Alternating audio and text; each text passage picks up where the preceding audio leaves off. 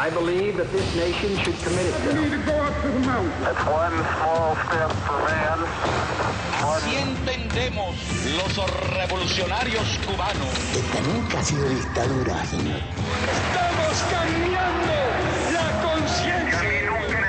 La muerte de la princesa Diana. Tsunami de grandes proporciones. Michael Jackson passed away. Enterrados en la mina 33 mineros.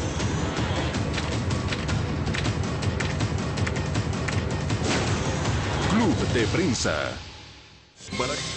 Buenos días, bienvenidos a Club de Prensa en NTN 24 desde Washington. 11 de la mañana y 31 minutos en esta ciudad y en la costa este de los Estados Unidos.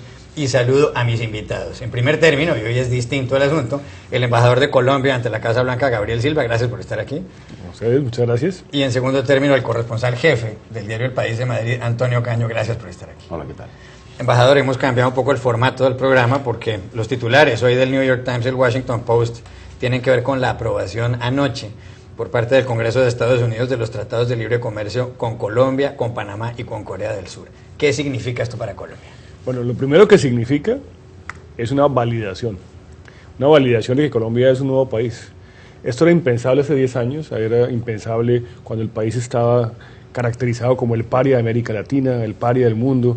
Es un reconocimiento que es un país que ha dejado atrás muchos problemas, que va en la ruta correcta, y me parece que el que se hubiera obtenido de manera bipartidista una votación muy amplia, cercana a la de los demás tratados que se han aprobado acá, es una demostración, digamos, que nos alegra mucho por esa parte. Y de otra parte también, pues es desde el punto de vista económico una revolución para el país, una oportunidad de oro. Antonio. Una de las dificultades que durante estos largos años de discusión sobre el tratado había en Washington era la preocupación en algunos círculos de Estados Unidos sobre la situación de derechos humanos en Colombia, particularmente la persecución a los dirigentes sindicales. ¿Qué se ha hecho en ese terreno en Colombia para satisfacer las preocupaciones de Estados Unidos? Bueno, las angustias que se han manifestado sobre ese tema, debo decir, muchas de ellas son exageraciones. Son unas visiones del pasado de Colombia. Hacen referencia a realidades muy difíciles, muy crudas, muy violentas que vivió Colombia, pero eso es lo que hemos estado dejando atrás. Entonces, a veces esos discursos, cuando se les confronta con la realidad misma, que la realidad misma está demostrando que Colombia es un país que ha avanzado muchísimo en ese frente, se desmorona. Es un acto de exageración cuando alguien compara a Colombia con Sudán. Eso es el tipo de cosas que le quitó la legitimidad a quienes argumentaban ese tema. Pero se han tomado medidas legislativas, el gobierno colombiano ha emprendido acciones concretas a demanda de Estados Unidos en ese terreno. Bueno, el presidente Santos fue elegido con una agenda muy progresista. De hecho, su vicepresidente es uno de los líderes laborales más reconocidos en Colombia y de mayor trayectoria. O sea, hay una señal política muy grande de compromiso de defensa de los derechos laborales, que además después vino con legislación, como por ejemplo la creación del Ministerio del Trabajo. Y sin duda se concertó un plan de acción, una serie de medidas que estaban contempladas en el programa del presidente, pero que se codificaron en el plan de acción, que significa esencialmente un esfuerzo muy concreto y muy puntual para mejorar el desempeño en ese frente. Embajador, el año pasado las exportaciones de Colombia a Estados Unidos fueron de casi 17.000 millones de dólares. Las importaciones hacia Colombia de bienes norteamericanos fueron de 12.000 millones de dólares. Estados Unidos tiene 310 millones de habitantes, Colombia tiene 44 millones. Desde el punto de vista económico, ¿qué significa esto para Colombia y sobre todo para los trabajadores colombianos? ¿Qué va a pasar con el empleo? Bueno, lo primero es que Colombia está en desventaja. Chile tiene acuerdo de libre comercio con Estados Unidos, Perú tiene acuerdo de libre comercio con Estados Unidos, todo Centroamérica tiene acuerdo, México tiene acuerdo, el Caribe tiene acuerdo, Colombia no lo tenía. Y esos países compiten con Colombia directamente en muchos productos. Entonces, Colombia está en desventaja, ahora estamos en pie de igualdad. Eso hace una gran diferencia en materia de penetración del mercado americano. En segundo lugar, el TLC vino con las preferencias comerciales, que son una concesión unilateral de Estados Unidos mientras entra el TLC a funcionar. Eso estaba suspendido. Eso significa también que inmediatamente los exportadores de Colombia van a dejar de pagar impuestos que venían pagando desde febrero. Y finalmente se espera que la economía crezca por lo menos un 1% más adicional al crecimiento que ya tiene gracias al TLC. Sí.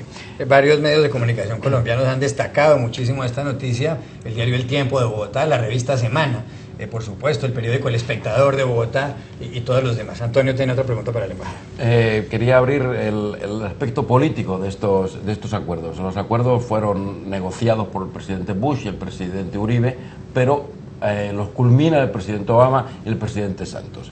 Desde ese punto de vista, quizás es un éxito de Santos y un éxito de Obama.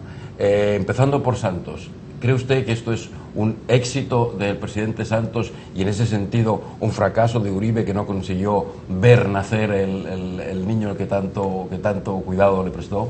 Bueno, primero, los resultados que se obtuvieron durante el gobierno del presidente Uribe en reducción de la violencia, en seguridad, en avance de la confianza inversionista en Colombia, son un fundamento esencial para poder llegar a donde estamos. No nos olvidemos que el presidente Santos fue ministro del presidente Uribe y comparte esos resultados.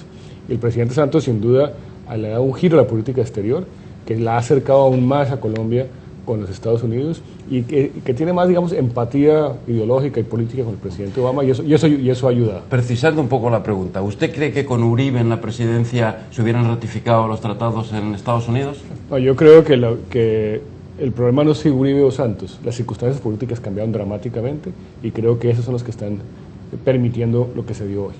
¿Pero por qué? Porque, digamos, el Tratado de Libre Comercio con Colombia fue firmado el 22 de noviembre del 2006. Y desde entonces esto era una cosa como de 2 pasitos para adelante, 1 pasito para atrás, parafraseando alguna canción. ¿Por qué cambió todo? ¿Por qué súbitamente alguien pisó el acelerador y esto resultó? Yo creo que para los Estados Unidos se volvió un tema muy importante. Quizás es el único punto de la agenda económica del gobierno donde hay convergencia bipartidista.